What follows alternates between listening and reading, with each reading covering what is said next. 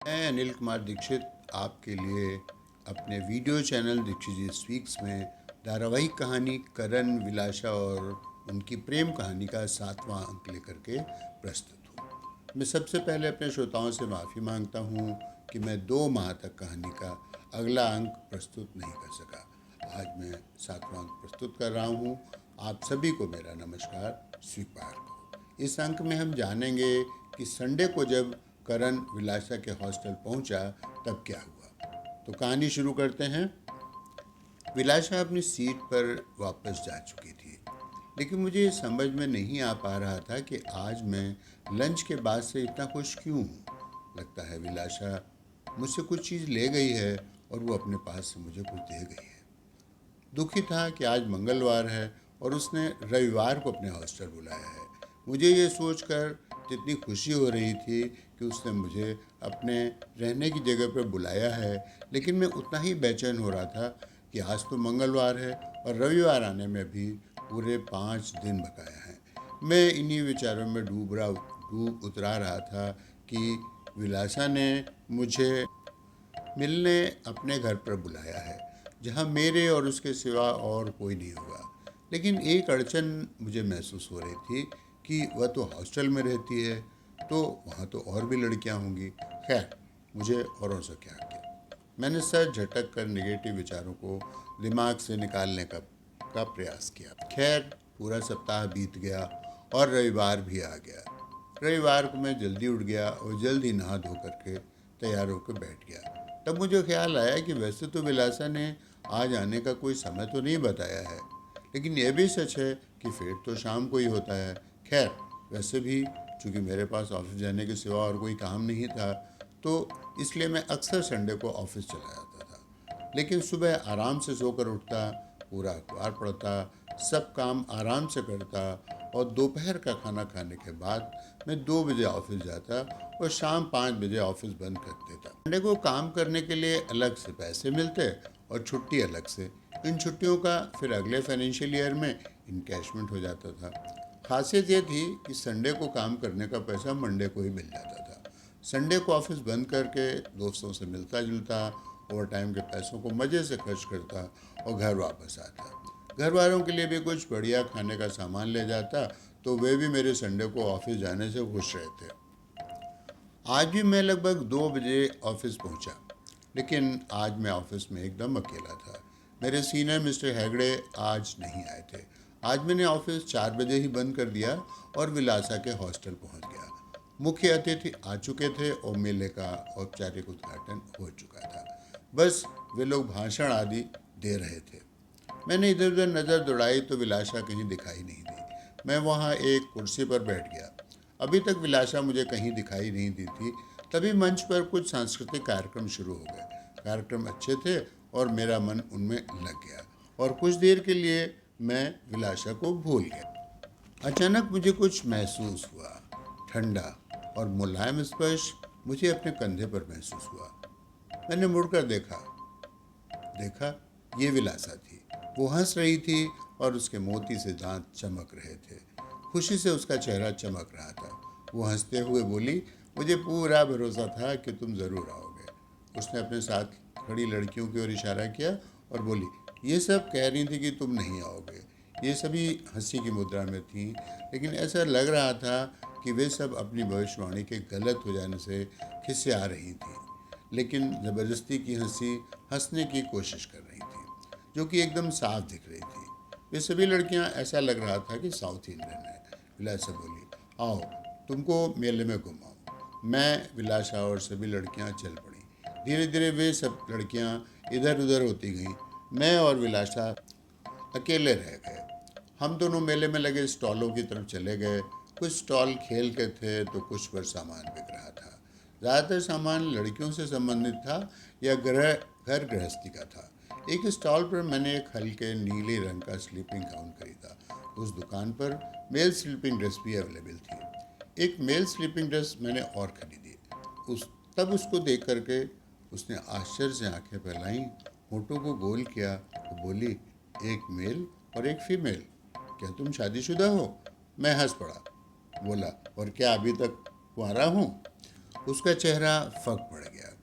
उसने नाराज़गी में कहा, अभी तक बताया क्यों नहीं? मैंने कहा कि तुमने पूछा ही नहीं। मैं पता ही नहीं चला कि कब हम आप से तुम पर आ गए। उसका उतरा हुआ चेहरा देखकर मैंने कहा, अरे नहीं, मैंने तो बस ऐसे ही तुमसे मजाक में कहा था और तुम सच मान बैठी। तुमसे मैं झूठ बोलूँगा? कभी नहीं। उसने नाराज़गी दिखाते हुए कहा, झूठे, जाओ, मैं तुमसे नहीं बोलूँगी।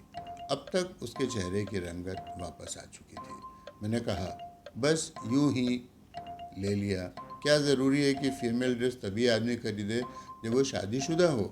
इस पर वो हंस पड़ी और आंखें गोल कर धीरे से फुसफुसाते हुए अपना मुंह मेरे कान के पास लाई और बोली, कभी कभी शक होने लगता है।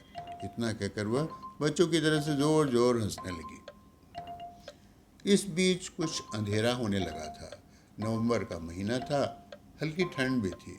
यह खुला हुआ इलाका था और हरियाली की वजह से ठंड दूसरी जगहों से कुछ ज़्यादा ही थी। कुछ मच्छर भी परेशान कर रहे थे। थोड़ी देर तक हम लोग चुपचाप घूमते रहे। उसने एक लंबी सांस ली और बोली, चलो अंदर चलते हैं, यहाँ पर सर्दी भी है और मच्छर भी परेशान कर रहे हैं। मैंने कहा, अंदर कैसे? ये तो गर्ल्स हॉस्टल है, क्या यहाँ आदमियों का प्रवेश अलाउ है? वो बोली, नहीं, आजकल लड़कियां भी कम हैं और वार्डन भी छुट्टी पर है। वैसे भी यहाँ ज़्यादा कोई आता जाता नहीं है, इसलिए वार्डन भी कुछ ज़्यादा बोलती नहीं है। हम दोनों हरी घास पर चलते हुए एक बरामदे में पहुंच गए। उस बरामदे के अंत में विलासा का कमरा था। कमरे में 2 फोल्डिंग कॉट थीं, 2 अलमारियां और 2 मेज़ें थीं। मैंने पूछा कि ये दूसरी खाट किसके लिए है? उसने कहा, ये तो शबाना की है, मैं आजकल घर गई हुई है। लड़की मुसलमान है लेकिन है बहुत अच्छी, मेरा बहुत ख्याल रखती है। मैं हिंदू और ब्राह्मण हूँ और मेरी इसी वजह से वह कोई ऐसा काम नहीं करती कि मुझे बुरा लगे। चलो बैठते हैं। मैं कुर्सी पर बैठ गया और वो आलती पालती मार कर अपनी खाट पर बैठ गई। फिर वो बोली कि मैं तुम्हें यहाँ पर सिर्फ चाय या कॉफ़ी ही ऑफ़र कर सकती हूँ। स्नैक्स रेडीमेड हैं। और उसने चाय बनाई और बोली, हेलो, मैंने तुमसे ये तो पूछा नहीं कि तुम क्या लोगे, मैं तो बस बोले चली जा रही हूँ। तुम भी तो कुछ बोलो ना। मैं बोला, तुम ऐसे ही बोलती रहो और मैं तुम्हें ऐसे ही देखता रहूँ, बस। वह शरारत से हंसी और बोली, मिस्टर करण, कभी बनने लगे हैं? क्या किसी को पसंद कर लिया है? मैंने धीरे से कहा, तुम्हारे होते हुए क्या मैं किसी को पसंद कर सकता हूँ? वो मुस्कुराने लगी। उसने बड़े से मग में चाय और प्लेट में कुछ ड्राई फ्रूट्स रखे और बोली, सर की खिदमत में हाजिर है, नोश फरमाएं। मैं धीरे धीरे चाय के घूंट लेने लगा। मैंने कहा, विलासा, तुमने चाय तो बहुत अच्छी बनाई है। हाँ, बिस्किट भी बहुत अच्छे बनाए हैं। क्या ड्राई फ्रूट्स तुम्हारे बाग में पैदा किए हुए हैं? ये तो बहुत ही लजीज हैं। अब उसके बोलने की बारी थी। बोली, मजाक उड़ाना तो कोई तुमसे सीखे। अरे, बिस्किट भी कोई घर में बनाता है, और वो भी हॉस्टल में रहने वाली लड़की।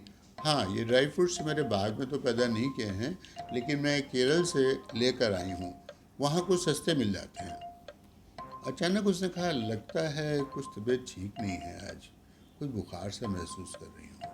मैंने बिना सोचे समझे और बिना उससे पूछे उसकी कलाई पकड़कर उसका बुखार महसूस करने लगा। वो कुछ मेरे इस तरह से हाथ पकड़ लेने से शर्मा गई थी। वो कुछ असहज सा महसूस कर रही थी। वो कुछ संकोचवश अपना हाथ छुड़ा भी नहीं पा रही थी और इस बात से डर भी रही थी कि कोई आ न जाए, कोई देख लेगा तो क्या कहेगा, और अगर वो वार्डन को ये बात पता चल गई तो वो तो उसी दिन से हॉस्टल के बाहर का रास्ता दिखा देगी। मैंने उसका हाथ छोड़ दिया।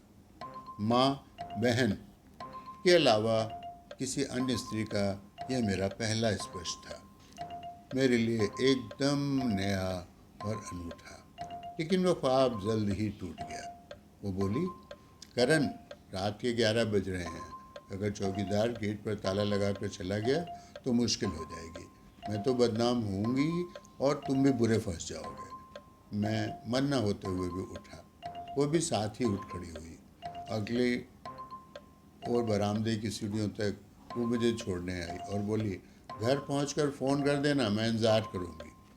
तो आज की कहानी यही ख़त्म करते हैं और अगले अंक में देखेंगे कि उनकी प्रेम कहानी में क्या घटित हुआ। सभी लोगों को मेरा नमस्कार, सलाम, सत श्री अकाल स्वीकार हो। अपना ख्याल रखिएगा। नमस्ते।